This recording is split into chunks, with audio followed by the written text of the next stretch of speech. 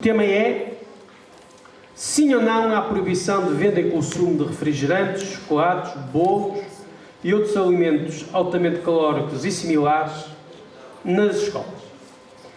Do meu lado esquerdo, do vosso lado direito, temos o LH2, uma grande salva de palmas para elas, por favor, que vai defender o não à proibição. O LH2 é constituída pela Teresa Ribeiro, pela Margarida Lobo e pela Joana Rodrigues. Do meu lado direito, do vosso lado esquerdo, a defender o sim à proibição, temos o 64. Uma grande salva de palmas para eles, por favor. Vai defender, portanto, o sim à proibição, constituída pelo Leonardo Peixoto, pelo André Brites e pela Luana Freitas. O que é que acontece quando nos proíbem de realizar algo que habitualmente gostamos? Aceitamos, contestamos, desrespeitamos. A partir do momento em que existe uma proibição, o efeito que, à partida, seria dissuasor, poderá ter o efeito contrário. A obesidade é hoje reconhecidamente um dos mais graves problemas de saúde com que as sociedades ocidentais se defrontam, tendo já sido considerada pela Organização Mundial de Saúde a epidemia do século XXI. Cada vez mais assistimos a uma necessidade crescente de educar os alunos para que explorem a sua autonomia e sejam capazes de, criteriosamente, tomar as suas próprias decisões e fazer as suas próprias escolhas conscientemente. Pois bem, em 2008 foi implementada em Portugal a educação com base na dieta mediterrânica e inclusive a roda dos alimentos. Vimos que ao longo desses anos, entre 2008 a 2019, houve sim um decréscimo nas taxas de obesidade. Contudo, a mesma ainda se encontra a rondar aos 30%. Claro que é um decréscimo, é sempre algo positivo, mas isto ainda continua a ser bastante preocupante. Atualmente existem estudos que, de acordo com a Ordem dos Nutricionistas, dizem que, no que temos a dizer a respeito às dietas alimentares, não devemos ter alimentos proibidos. Aliás, muitos nutricionistas apelam à implementação de uma dieta equilibrada, onde existem todos os alimentos, têm o seu espaço, cabendo apenas a quem os ingere fazer uma gestão criteriosa do que deve ser consumido. Façamos então uma situação de um jovem que está numa sala de aula, onde está, por exemplo, a haver uma formação sobre aquilo que são os bons hábitos alimentares, sai da sala e encontra à venda no bar da escola ou nas próprias máquinas diversos alimentos altamente calóricos, o contrário ao que estava a falar há uns minutos atrás. Acham que isso, no ponto de vista de uma criança, principalmente entre os seus 8, 9, 10 anos ou segundo ciclo, é favorável para poder conter a sua tentação de consumir estes mesmos produtos? O Estado implementou esta medida, comprometeu-se a dar um apoio. Num comunicado divulgado ao site oficial da Ordem dos Nutricionistas, afirma que a medida é extremamente positiva, sim, ao colocar as escolas no centro da ação, porém, reforça que ainda não foi aberto o concurso prometido para a contratação de 15 nutricionistas para o Ministério da Educação. Nós sabemos que o açúcar tem um fator aditivo e estar constantemente exposto, principalmente numa idade onde, como já referimos anteriormente, o cérebro da criança e do jovem se encontra muito pouco propenso ao autocontrole e a resistir a esses mesmos alimentos, isto é um autêntico perigo para a nossa sociedade juvenil. Então, para que é que serve proibir só educar-nos? O nosso objetivo, mais uma vez, deve ser educar os nossos jovens para que no futuro sejam capazes de tomar as suas próprias decisões alimentares. Acho que numa situação hipotética onde haveria nutricionistas para todos os jovens em Portugal, qual seria a vontade do jovem, após ter tido mesmo uma consulta ou estar a ser acompanhado por um nutricionista, chegar à escola e ver perante si inúmeros bolos, os colegas a consumir refrigerantes, etc. Qual seria a vontade, qual seria o autocontrole que um jovem, que já vimos que nesta idade tem baixos índices, para conseguir suportar essa tentação? Existe neste momento a alimentação intuitiva, que acontece quando uma pessoa consegue alimentar-se de forma intuitiva, é alguém capaz de distinguir e saber responder aos seus sinais do corpo, que relaciona-se com a comida e a bebida, que podem ser físicos ou emocionais.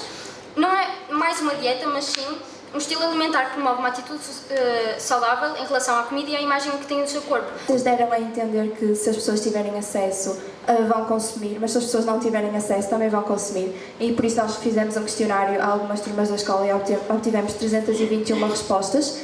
À primeira pergunta, que é: com a medida da restrição, consomes comidas mais saudáveis no teu dia-a-dia? 80,1% respondeu que não. E o resto, depois dos inquiridos, responderam que não, porque já sabiam que tinham que fazer uma alimentação saudável, não porque foi imposta esta medida.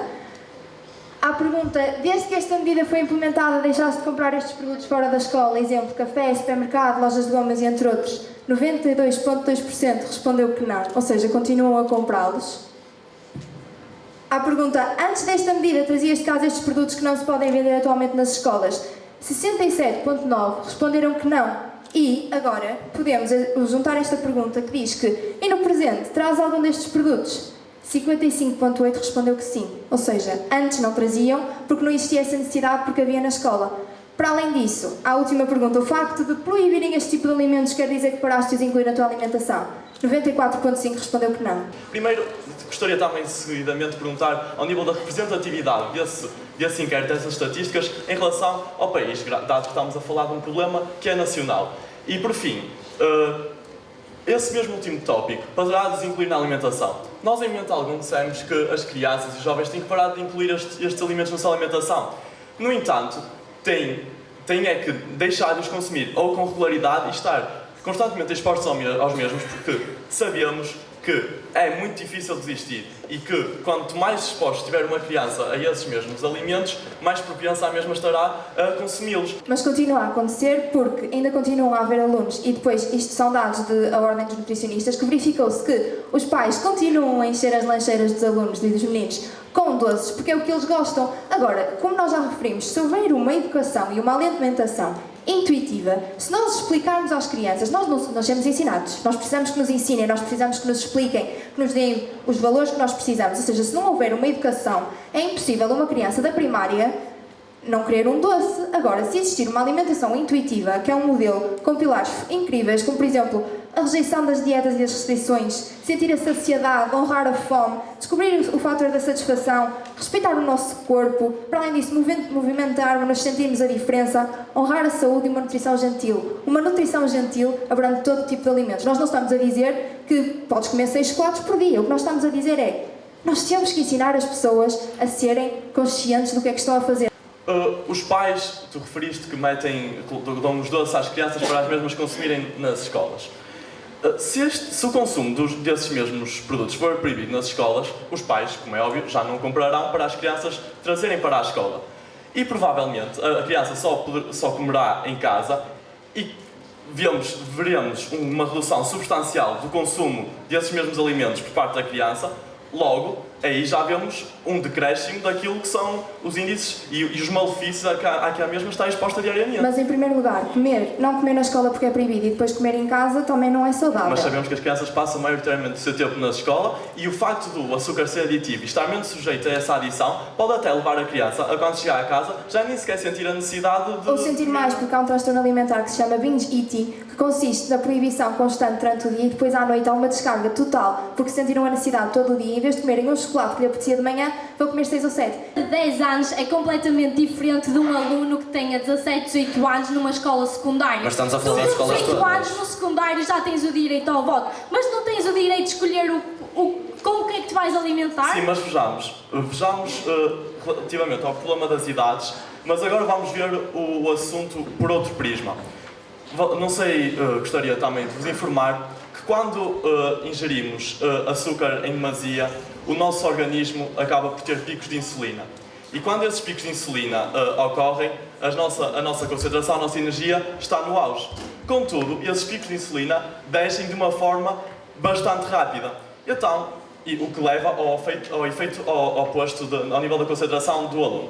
Por isso é que se forem ingeridos. Deixa-me só terminar o meu raciocínio. Vejamos um jovem com os seus 13, 14 anos, já tendo idade para sair da escola e para ir comprar, por exemplo, um refrigerante ou um café em frente, vem para a escola a beber o mesmo e depois entra na sala de aula, após ter ingerido quantidades de açúcar absurdas, ocorrem esses picos de insulina e, seguidamente, há o decréscimo dos mesmos e, consequentemente, da concentração do aluno.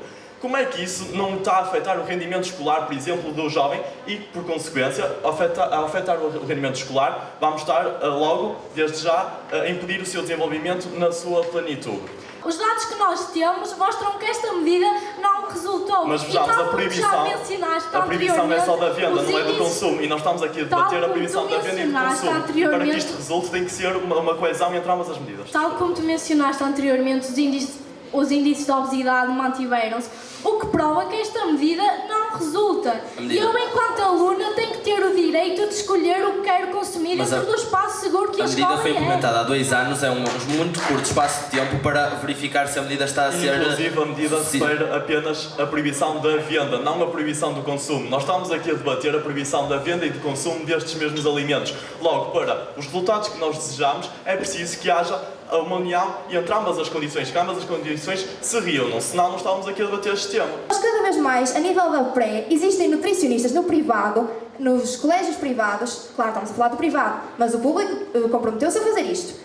Nos colégios privados há um acompanhamento às crianças desde a partir do momento em que elas entram para a pré. Para quê? Para lhes ensinar desde o início. Claro que a medida não vai ser, ok, primeiro ano da pré já sabes comer. Não, é um ciclo, é um loop. Se nós não travarmos se nós não conseguirmos que isto seja um ciclo contínuo, não vamos mudar nada. Isto tem que começar de início. A obesidade é um problema real, é perigoso, merece a nossa atenção. Sim, porém, proibir não passa de uma resolução temporária. Defender esta medida é ineficaz, é o nosso objetivo. Quando posta em prática e face ao problema crescente, nós em Portugal devemos apostar numa educação alimentar, devemos apostar na liberdade pessoal, devemos apostar neste tipo de coisas que são mais importantes para a formação de um indivíduo. O Estado tem como papel ser regulador da saúde pública e indutor de comportamentos e hábitos saudáveis. Vimos que a obesidade infantil e os seus problemas, tais como o baixo rendimento escolar, outras doenças como a diabetes, a artrose, a hipertensão e até mesmo problemas como a integração social, afetam não só o indivíduo que sofre com a mesma, como também a sociedade onde o mesmo se encontra inserido.